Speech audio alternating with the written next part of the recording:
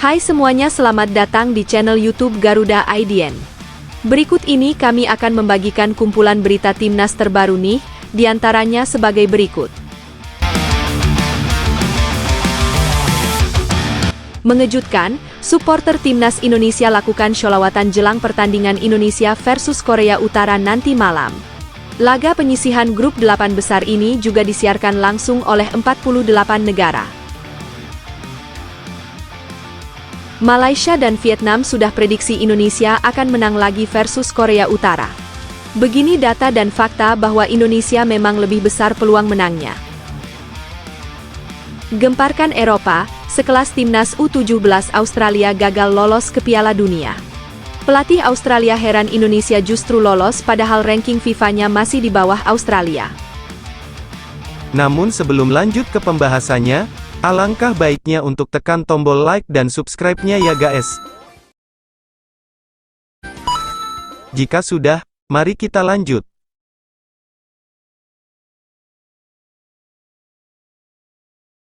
Mengejutkan, supporter timnas Indonesia lakukan sholawatan jelang pertandingan Indonesia versus Korea Utara nanti malam. Laga penyisihan grup 8 besar ini juga disiarkan langsung oleh 48 negara. Timnas Indonesia U17 bersiap menjalani laga penuh gengsi melawan Korea Utara yang dijadwalkan berlangsung malam ini pukul 9 malam di King Abdullah Sport City, Jeddah, Arab Saudi. Pertandingan ini menjadi penentuan nasib Garuda Muda untuk melangkah ke babak semifinal Piala Asia U17 2025, sekaligus menjaga asa menuju panggung yang lebih besar Piala Dunia U17. Hebatnya, Indonesia kini menjadi satu-satunya tim asal Asia Tenggara yang masih bertahan di turnamen ini. Setelah rival-rival regional seperti Malaysia, Vietnam, dan Thailand tersingkir lebih awal, Indonesia justru tampil meyakinkan dengan performa luar biasa di babak penyisihan grup. Garuda Muda sukses menyapu bersih seluruh pertandingan di grup C dengan hasil gemilang. Mereka mengalahkan Korea Selatan dengan skor tipis 1-0 dalam laga pembuka yang menegangkan, lalu tampil dominan saat melumat Yaman 4-1, dan menutup fase grup dengan kemenangan meyakinkan 2-0 atas Afghanistan. 3 kemenangan beruntun ini tak hanya menunjukkan konsistensi permainan, tapi juga mental juara yang mulai terbangun dalam skuad muda Indonesia. Pagi ini, suasana di sekitar Stadion King Abdullah Sport City mulai terasa semarak. Ratusan supporter timnas Indonesia tampak sudah memadati area sekitar stadion, membawa atribut merah putih sambil terus melantunkan sholawat. Mereka menyebutnya sebagai doa dari jalur langit, sebuah bentuk ikhtiar spiritual agar Garuda Muda kembali meraih kemenangan dalam laga penting melawan Korea Utara nanti malam. Semangat kebersamaan dan kehusyukan mereka menghadirkan nuansa yang sangat khas, penuh harap dan cinta tanah air. Menariknya, tak hanya supporter dari Indonesia yang hadir. Beberapa pendukung dari Jepang juga terlihat bergabung. Mereka mengenakan atribut sederhana namun tetap menunjukkan dukungan nyata kepada Indonesia. Salah satu dari mereka, seorang pria muda bernama Hiroshi, saat diwawancara oleh media setempat, mengungkapkan perasaannya, Indonesia bukan hanya tetangga, tapi sudah seperti saudara bagi kami. Kami ingin mereka terus melangkah jauh. Fenomena ini memperlihatkan bahwa dukungan untuk Garuda Muda tak hanya datang dari dalam negeri, tapi juga dari sahabat-sahabat mancanegara. Antusiasme para supporter di stadion benar-benar mencerminkan betapa besarnya harapan masyarakat agar timnas Indonesia mencatatkan sejarah baru dan terus melaju ke babak-babak selanjutnya. Di samping itu, pertandingan malam ini antara timnas Indonesia U17 melawan Korea Utara dipastikan jadi salah satu laga paling disorot di babak perempat final. Tak main-main, pertandingan ini akan disiarkan langsung oleh 48 negara di berbagai penjuru dunia. Antusiasme dari luar negeri pun makin tinggi, apalagi setelah Indonesia tampil gemilang di fase grup dengan 3 kemenangan beruntun. Banyak negara yang bahkan meminta agar siaran pertandingan timnas Indonesia diperluas jangkauannya karena dinilai menarik dan penuh potensi. Ketua Umum PSSI, Erick Thohir, pun angkat bicara terkait hal ini. Ia menyampaikan kebanggaannya dengan respons positif dunia internasional terhadap performa Garuda Muda. Ini membuktikan bahwa sepak bola Indonesia mulai diperhatikan dunia. Kami berkomitmen menjaga tren positif ini, ujar Erick dalam sebuah wawancara. Tak heran jika laga malam ini menjadi magnet perhatian besar. Selain karena pertaruhannya tinggi yakni menuju semifinal dan tiket Piala Dunia, gaya main timnas Indonesia yang penuh semangat dan kejutan membuat banyak pihak penasaran dengan kelanjutannya. Lantas, kalau menurut kalian, berapa nih prediksi skor untuk pertandingan nanti malam? Langsung aja tulis di kolom komentar ya guys. Malaysia dan Vietnam sudah prediksi Indonesia akan menang lagi versus Korea Utara. Begini data dan fakta bahwa Indonesia memang lebih besar peluang menangnya. Timnas Indonesia U17 akan kembali beraksi dalam laga penting melawan Korea Utara pada Senin, 14 April 2025. Duel yang sangat dinantikan ini dijadwalkan berlangsung pukul 9 malam bertempat di King Abdullah Sports City Stadium, Jeddah, Arab Saudi. Pertandingan ini akan menjadi penentu langkah Garuda Muda menuju semifinal Piala Asia U17, sekaligus menjadi tiket emas menuju Piala Dunia U17. Modal kepercayaan diri para pemain Indonesia cukup besar, mengingat performa apik yang mereka tunjukkan di laga terakhir fase grup. Saat menghadapi Afghanistan, skuad asuhan Nova Arianto tampil disiplin dan menunjukkan daya juang tinggi hingga peluit akhir. 2 gol berhasil dicetak hanya dalam hitungan menit di masa injury time, membuktikan bahwa Indonesia memiliki mental yang tak gampang runtuh meski waktu sudah mepet. Efektivitas serangan dan konsentrasi tinggi di menit-menit akhir menjadi kunci kemenangan penting itu. Kemenangan atas Afghanistan melengkapi hasil sempurna Indonesia di fase grup, setelah sebelumnya juga menaklukkan Yaman dan Korea Selatan. Kini, tantangan berikutnya adalah Korea Utara yang dikenal punya pertahanan kokoh dan fisik tangguh. Dukungan terhadap timnas Indonesia U17 kini tak hanya datang dari masyarakat dalam negeri, tetapi juga dari para penggemar sepak bola negara tetangga. Baru-baru ini, sejumlah fans dari Malaysia dan Vietnam turut menyampaikan keyakinan mereka bahwa Indonesia memiliki peluang besar untuk melangkah lebih jauh di Piala Asia U17 2025, termasuk meraih kemenangan atas Korea Utara di babak perempat final.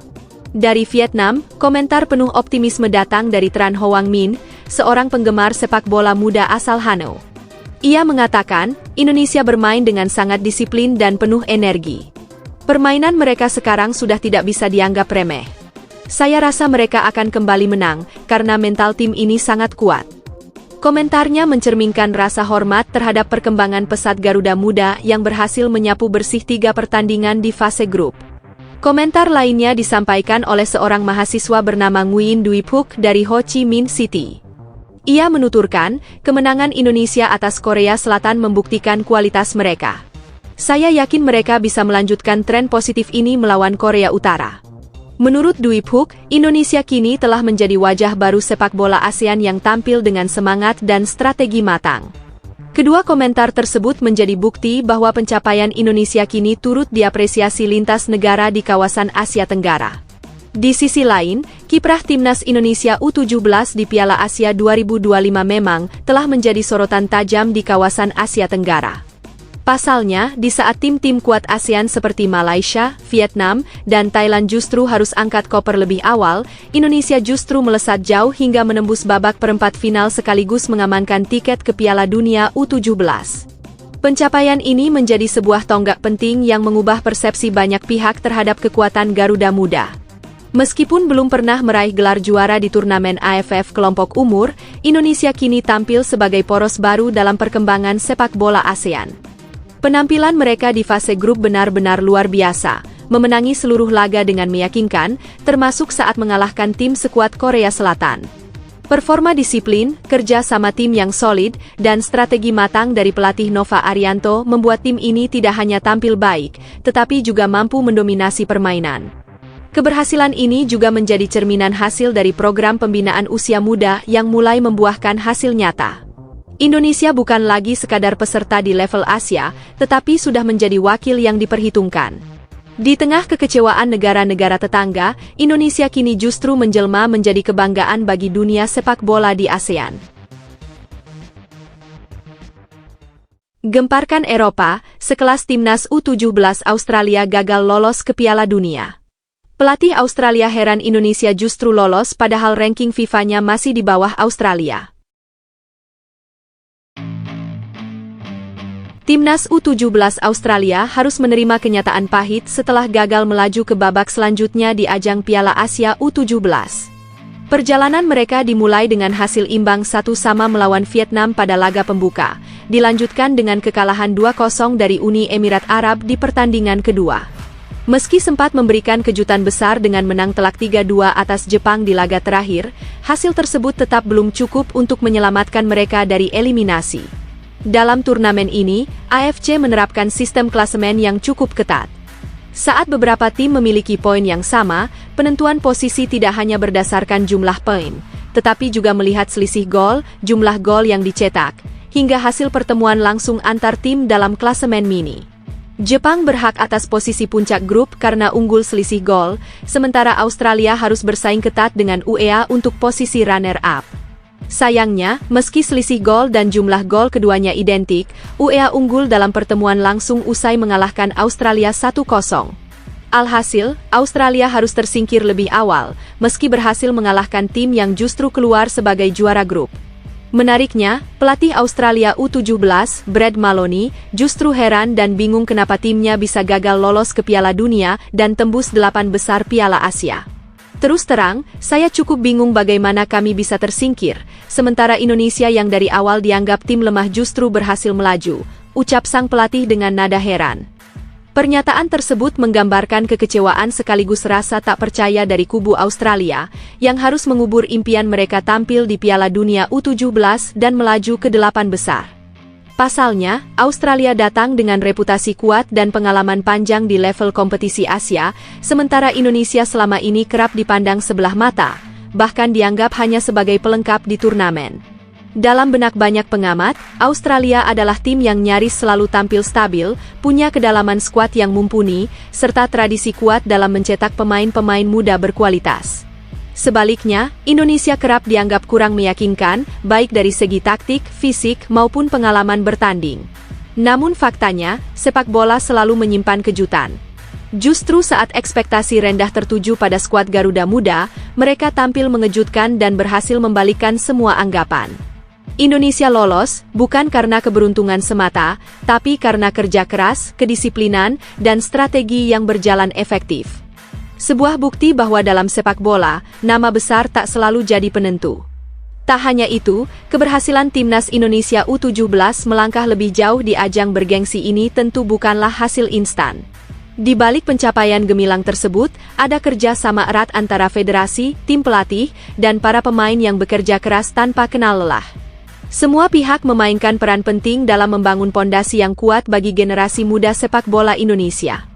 Salah satu sosok kunci di balik kesuksesan ini adalah Erick Thohir, Ketua Umum PSSI. Dengan latar belakang pengalaman internasional, pernah memimpin klub raksasa Inter Milan dan kini menjadi pemilik klub Inggris, Oxford United, ia membawa visi besar dalam membangun sistem pembinaan usia dini yang lebih terarah dan profesional. Kepemimpinannya membawa warna baru dalam pola pengelolaan tim nasional, terutama dalam aspek pengembangan jangka panjang. Di sisi lain, Nova Arianto selaku pelatih timnas U17, hadir sebagai pelatih yang berdedikasi dan punya semangat belajar tinggi. Ia dikenal sebagai sosok yang tidak pernah berhenti mengasah kemampuan, bahkan sempat menimba ilmu langsung dari pelatih kepala senior seperti Shin Tae-yong. Ini menjadikannya pelatih lokal dengan wawasan internasional yang kuat. Tak ketinggalan, para pemain juga layak mendapatkan apresiasi tertinggi. Dengan kedisiplinan, latihan disiplin, serta kerja keras dan kekompakan mereka di lapangan, semua mimpi itu bisa diwujudkan menjadi kenyataan. Sehingga dengan hasil ini kita wajib bangga dengan PSSI, pelatih, dan pemain. Lalu, setujukah kamu jika Pak Erick Thohir diperpanjang masa jabatannya? Dan setujukah kamu jika Coach Nova Arianto juga diperpanjang masa jabatannya sebagai pelatih timnas U17? Jika kalian setuju jangan lupa like video ini dan tulis saya setuju di kolom komentar ya guys. Serius, Mark Locke ingin tampil maksimal di setiap pertandingan agar bisa dilirik oleh Patrick Kluivert. Pemain satu ini memang masih ngebet untuk bisa bela timnas Indonesia.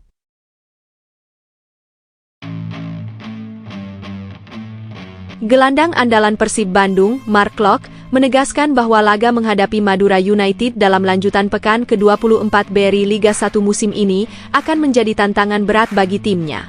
Duel yang dijadwalkan berlangsung di Stadion Gelora Bandung Lautan Api pada Sabtu malam itu menjadi ujian penting bagi Maung Bandung untuk terus menjaga konsistensi permainan mereka. Menurut Klok, setiap pertandingan di Liga 1 selalu penuh tekanan dan tidak ada laga yang bisa dianggap mudah. Persib baru saja meraih kemenangan berharga di markas Persija Jakarta, dan kini mereka harus menjaga momentum positif tersebut. Ia menyadari bahwa Madura United bukan lawan yang bisa diremehkan, sehingga timnya harus bermain maksimal untuk meraih hasil terbaik. Salah satu faktor yang membuat Klok semakin bersemangat adalah dukungan penuh dari Bobotoh yang diperkirakan akan memenuhi Stadion GBLA. Kehadiran supporter setia Persib di tribun selalu memberikan tambahan motivasi bagi para pemain di lapangan. Ia dan rekan-rekannya bertekad untuk memberikan permainan terbaik demi membanggakan para pendukung mereka. Di tengah persiapannya bersama Persib, Klok juga menyinggung soal peluangnya kembali dipanggil ke Timnas Indonesia. Hingga saat ini, ia mengaku belum mendapat kesempatan untuk menunjukkan kemampuannya secara langsung di hadapan pelatih baru tim Garuda, Patrick Kluivert. Namun, ia berharap bahwa Kluivert akan menyaksikan pertandingan-pertandingan penting Persib, seperti saat mereka menghadapi Persija atau Arema, agar bisa menilai kualitas para pemain yang berpotensi memperkuat timnas. Meski berharap bisa kembali membela timnas Indonesia, Klok menegaskan bahwa fokus utamanya saat ini adalah membawa Persib meraih hasil terbaik di Liga 1. Ia dan seluruh pemain bertekad untuk bersaing hingga akhir musim demi mencapai target utama mereka, yaitu meraih gelar juara. Dengan motivasi tinggi dan persiapan yang matang, Persib siap menghadapi tantangan berat melawan Madura United. Kemenangan di laga ini akan sangat penting bagi Maung Bandung untuk memperkokoh posisi mereka di puncak klasemen dan menjaga peluang menjadi juara BRI Liga 1 musim ini. Bukan kaleng-kaleng, Jairo Riedewald ternyata punya statistik yang mentereng di Liga Belanda. Tak heran, PSSI tetap incar pemain satu ini meskipun proses naturalisasinya terbilang rumit.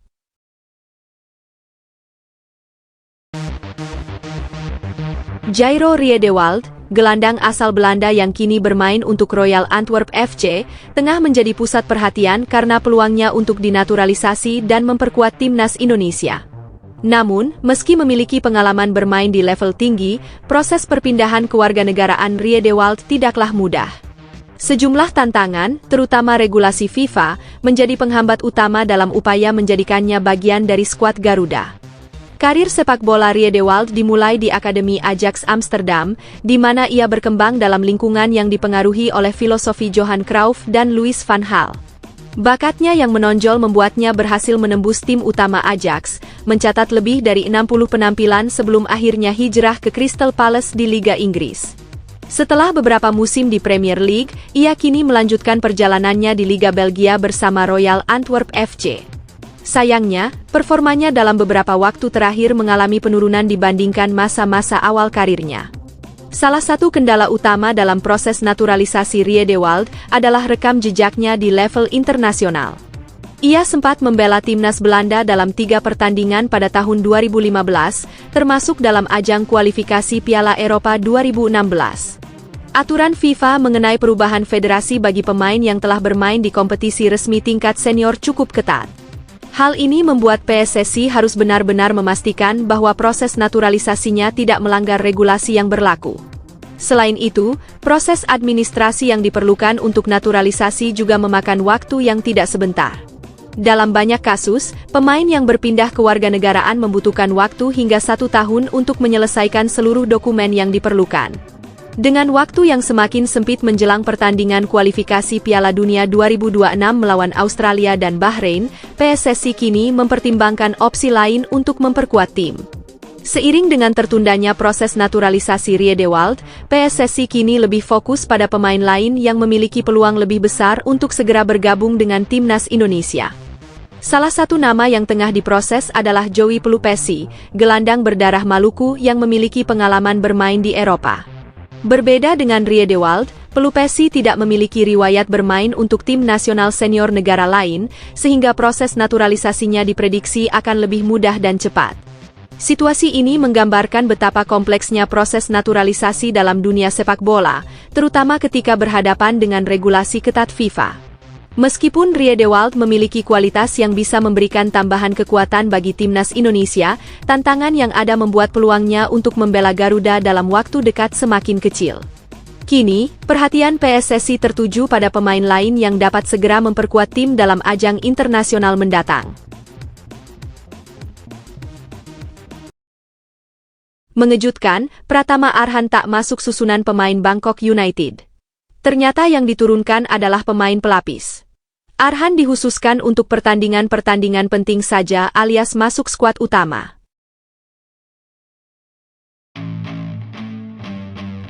Nama Pratama Arhan tak terlihat dalam daftar susunan pemain Bangkok United saat timnya menghadapi China Hornbill di Stadion Haoplong pada Rabu, 26 Februari 2025 pukul 6 sore. Keputusan ini menimbulkan pertanyaan di kalangan penggemar, mengingat Arhan sebelumnya tampil penuh dalam laga melawan Nongbua Pitchaya FC. Laga melawan China Hornbill merupakan pertandingan penting di babak 16 besar Piala Liga Thailand.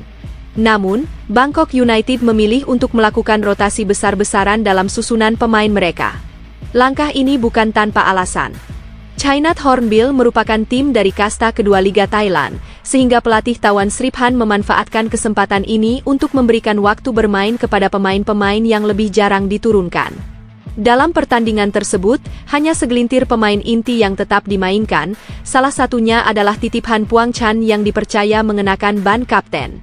Selebihnya, Bangkok United memberikan kesempatan bagi pemain pelapis untuk membuktikan kualitas mereka. Keputusan ini diambil karena tim tengah menghadapi jadwal yang padat, yang memaksa pelatih untuk mengatur kebugaran skuadnya sebaik mungkin. Pratama Arhan sendiri baru saja menyelesaikan laga penuh selama 90 menit pada Minggu, 23 Februari 2025, saat Bangkok United menghadapi Nongbua Pitchaya FC. Dengan pertimbangan kebugaran pemain, sang pelatih memilih untuk mengistirahatkan bek sayap asal Indonesia itu. Keputusan ini juga terkait dengan agenda besar lainnya yang telah menanti Bangkok United. Setelah menyelesaikan laga di Piala Liga Thailand, tim akan kembali turun ke lapangan dalam pertandingan Liga melawan Sukhothai pada Minggu, 2 Maret 2025. Menghadapi jadwal yang cukup padat, pelatih Tawan Sriphan harus memastikan bahwa para pemain tetap dalam kondisi prima agar bisa tampil maksimal di setiap pertandingan. Absennya Pratama Arhan dalam laga melawan China Hornbill tidak berarti ia kehilangan tempat dalam tim. Justru, ini menunjukkan bahwa Bangkok United sangat berhati-hati dalam mengelola tenaga para pemain kunci mereka. Dengan strategi rotasi yang diterapkan, diharapkan Arhan bisa kembali tampil segar dan memberikan kontribusi maksimal dalam pertandingan-pertandingan berikutnya. Para penggemar tentu menantikan aksinya kembali di lapangan, terutama dalam laga-laga krusial yang akan datang. Langsung panik, media Vietnam bingung timnas Indonesia diperkuat bos Barcelona. Mereka semakin tak bisa berkata-kata. Kemungkinan menang lawan timnas Indonesia makin kecil. Kabar bergabungnya Jordi Cruyff sebagai penasihat teknis timnas Indonesia mengejutkan media Vietnam. Mereka tak hanya menyoroti pengalaman serta rekam jejaknya, tetapi juga memberi perhatian khusus pada keterlibatannya di Barcelona selama bertahun-tahun.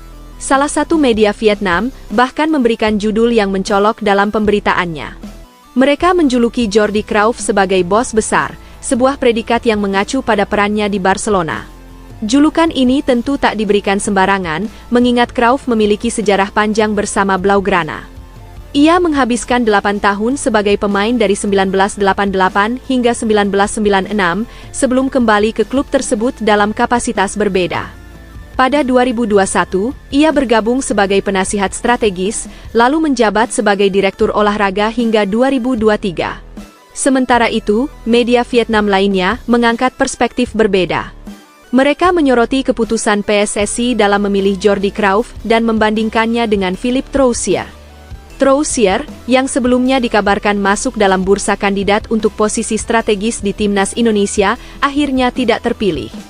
Media tersebut bahkan menggunakan istilah mendepak untuk menggambarkan bagaimana PSSI lebih memilih Cruyff ketimbang Troussier. Tak hanya itu, Zneus juga ikut menyoroti kedatangan Jordi Cruyff ke Indonesia.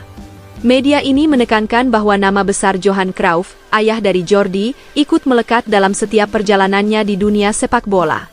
Sebagai anak dari salah satu legenda terbesar dalam sejarah sepak bola, Jordi tentu membawa warisan serta filosofi permainan yang diwariskan oleh sang ayah.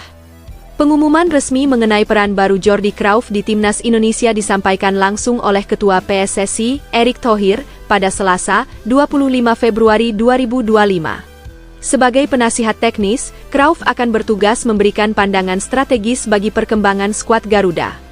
Kehadirannya diharapkan dapat membawa pengaruh positif, terutama dalam merancang strategi jangka panjang yang lebih terarah. Bergabungnya sosok sekelas Jordi Cruyff tentu menjadi langkah besar bagi PSSI. Dengan pengalaman yang dimilikinya, baik sebagai pemain maupun direktur olahraga di level tertinggi, ia dapat memberikan perspektif baru dalam pengembangan tim nasional. Kini, perhatian tertuju pada bagaimana peran Cruyff akan diterapkan dalam struktur Timnas Indonesia, serta dampak yang akan ia bawa bagi sepak bola tanah air ke depannya. Bukan main, usai tampil di Piala Asia U20 Iqbal Gwijangge langsung gabung klub baru di Liga Thailand. Meskipun kalah, performa Iqbal yang memukau banyak mencuri perhatian.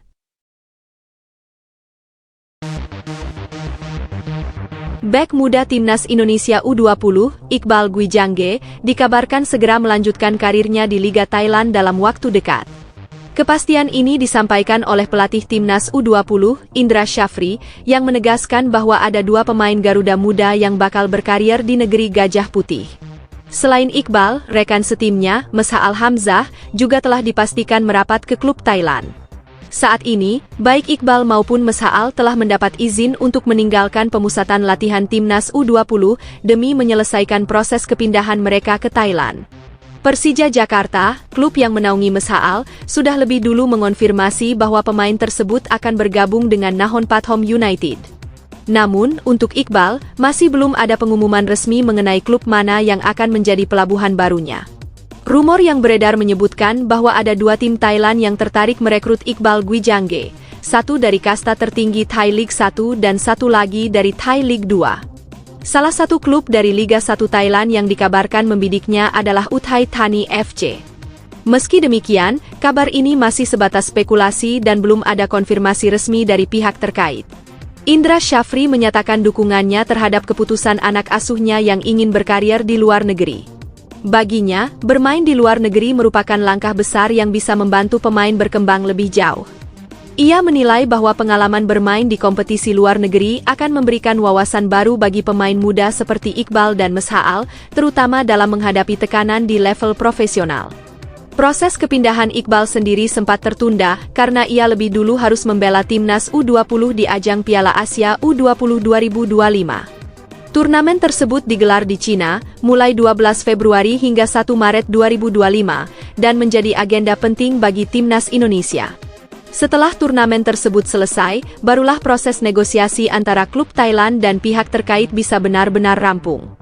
Keputusan Iqbal Gwijangge untuk mencoba peruntungan di luar negeri menjadi bukti bahwa semakin banyak pemain muda Indonesia yang mulai berani keluar dari zona nyaman. Jika transfer ini terrealisasi, maka ia akan menyusul beberapa pemain Indonesia lainnya yang lebih dulu berkarir di Thailand, seperti Pratama Arhan di Bangkok United dan Asnawi Mangkualam di Port FC. Dengan potensi besar yang dimilikinya, kepindahan Iqbal ke Liga Thailand bisa menjadi batu loncatan penting dalam karirnya. Jika ia mampu beradaptasi dengan baik dan menunjukkan performa yang konsisten, bukan tidak mungkin karirnya akan terus menanjak, bahkan hingga ke level yang lebih tinggi di masa depan.